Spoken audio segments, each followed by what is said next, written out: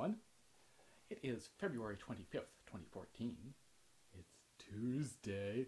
It's Harp Tuesday. And it's been such a long time. Been really busy, which is great, but just haven't managed to get one of these episodes out in a while. So today, what I thought I would do is take a look at the end of Danse the Sylphes.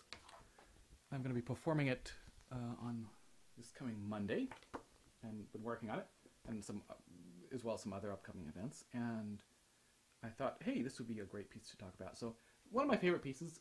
First learned it in '97, I think, so quite some time ago.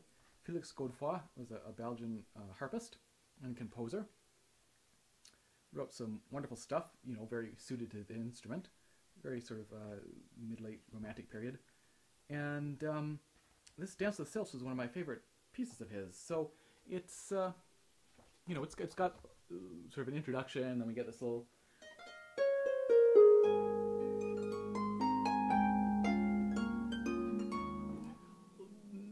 nice, pretty little thing going along, and then we get this very fast and furious and exciting section. And we come back to this, and one more time we get this.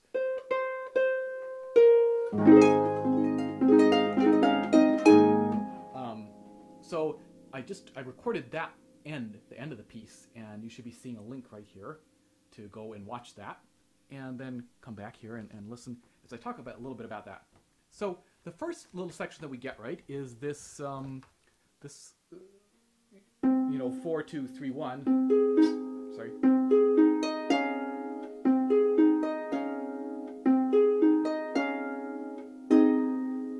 And of course we run into that 4, 2, 3, 1 and stuff like the 4A, and it's a case of course, it's out of order in that we're placing all 4 of those fingers, even though we're going up and then down and then up. But it's something that actually feels quite nice once you get used to it. It's a very pleasant physical way of sensation of this particular fingering. And of course, trying to make sure that it's even. And in particular, I think it's that transition going from 2 to 3 that one wants to be careful with. But just doing the typical.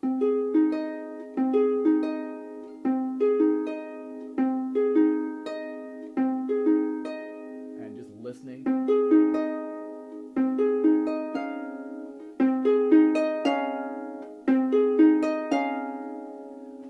But assuming that you're fairly happy with your your 4, 2, 3, 1 in this particular section, then we have kind of this added complication of this left hand with this big what is it, a 10th in here.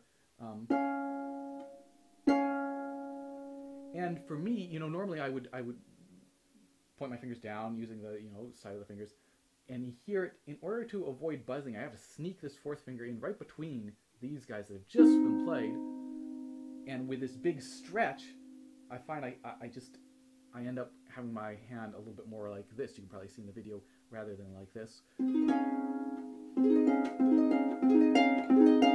and doing a fairly abbreviated motion so that I'm just coming right back, hopefully sneaking right back in there.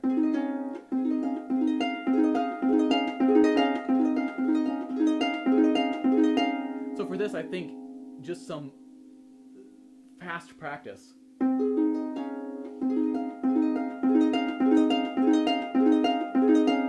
Trying to get that sounding as even and as fast as you can is a way to approach that. And then of course we got this.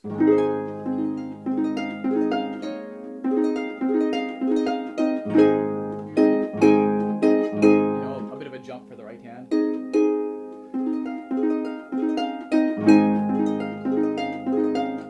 And these scales, double-handed. And we got some more stuff. Just to note that in this little section as we're going down,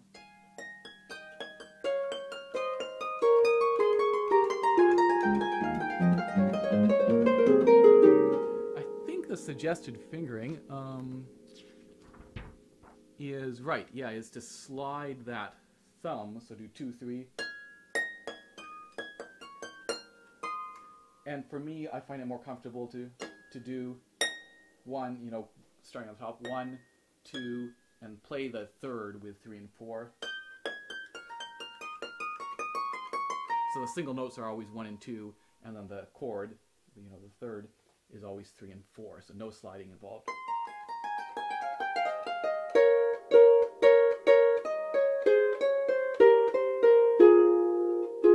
So just something to perhaps experiment with. And then we get this great little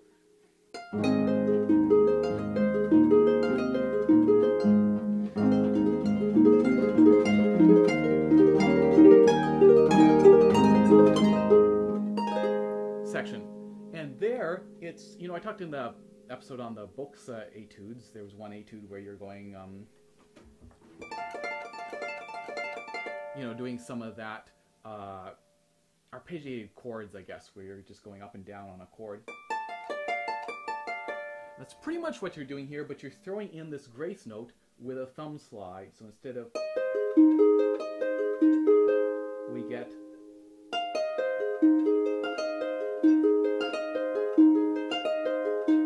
so, you know, doing a little bit of slow practice just to get comfortable with that fingering and where the placement's coming.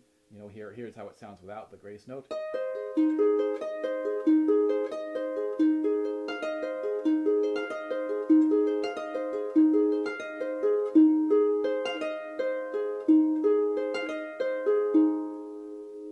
And getting that feeling comfortable.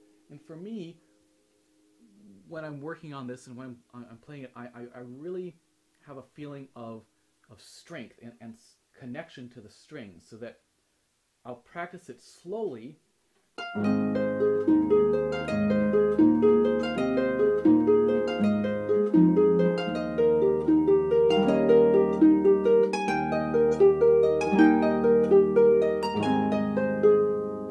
Really just feeling that there's that real connection with the strings, even though, you know, I'm not necessarily trying to do a real big close with the fingers, because I don't have time, especially as it goes faster, but building in that sense of that physical sensation of really being attached to the strings and producing a nice sound and an even sound, and that strength and that feeling of the fingers kind of going tick, tick, tick, tick, one after another, like little hammers or something like that. And you can just practice, you know, that pattern.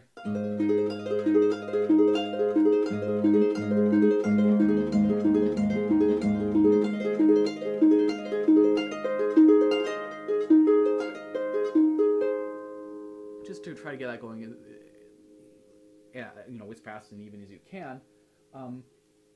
But for me, again, kind of slow, strong work, and then obviously, you know, practicing it fast as well. But that slow, strong work I find quite helpful.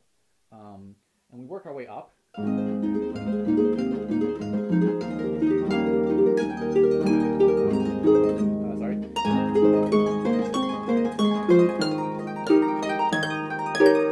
And by here, of course, it's gotten a little bit easier because the smaller strings. Of course, we're getting louder, but that's okay.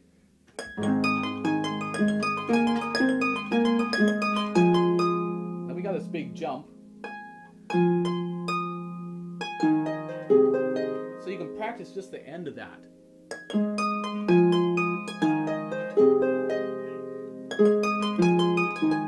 Sorry, something's quite out of tune there, but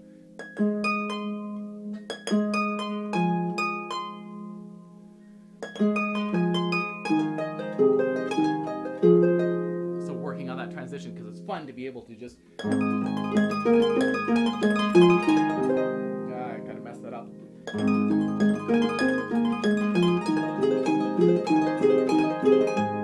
To just zoom right down there. And of course, left hand's got a bit of a workout there as well. And I'm doing, you know, kind of open octaves.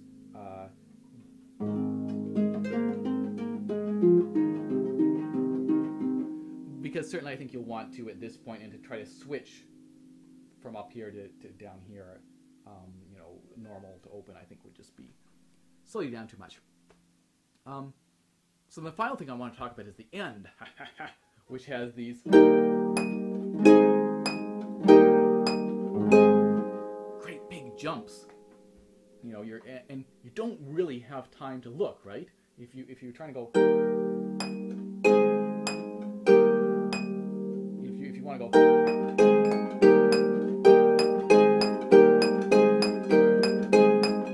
so it's, you know, you got to train yourself to hopefully, you know, go up there and grab that E.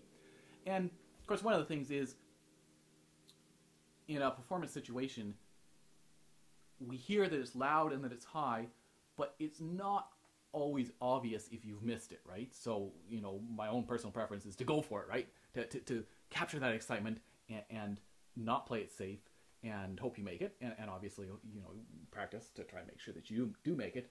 But it's not the end of the world if you happen to, you know, hit the F or the D. Obviously, when you're practicing it, to start with, you're going to be looking. And then at a certain point,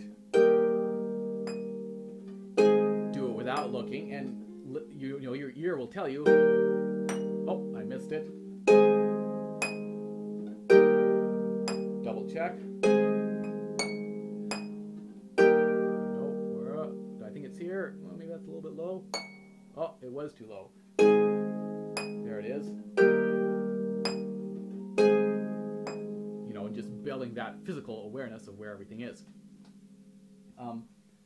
And another way to practice these big jumps is something I've talked about before, and that is this idea of playing, relaxing, looking where you're going, planning, you know, okay, everything's really relaxed, you know, take lots of time here, relax, relax, relax, and then try and find it as fast as you can.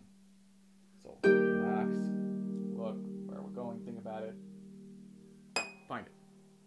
Or play it, hop right up there, you know, look, go ahead and look.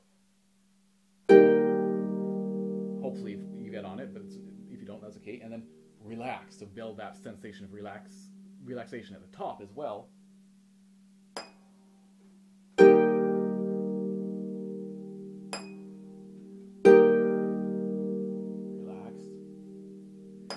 When you're fully relaxed, and you can do the same thing coming down, right? Because we have a similar jump going down. Relax. Or relax. Jump. Relax. Jump. Jump. Relax. So I think that's a great way to practice those jumps. And then when it's going fast, I kind of, you know, just having that sensation of keeping the arm and the hand as relaxed as possible so that you can just bounce right up there, right? If we start tensing all those muscles, it requires a lot more work to you know, navigate that reasonable amount of space, whereas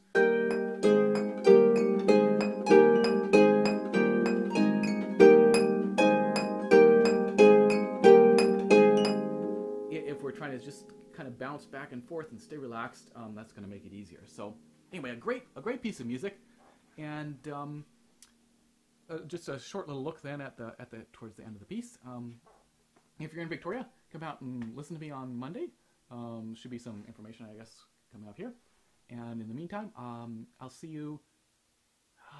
I'm going to try to catch up a little bit and do some more episodes, but it may not be next week because I'm super busy next week. But definitely 2 weeks' time. Cheers.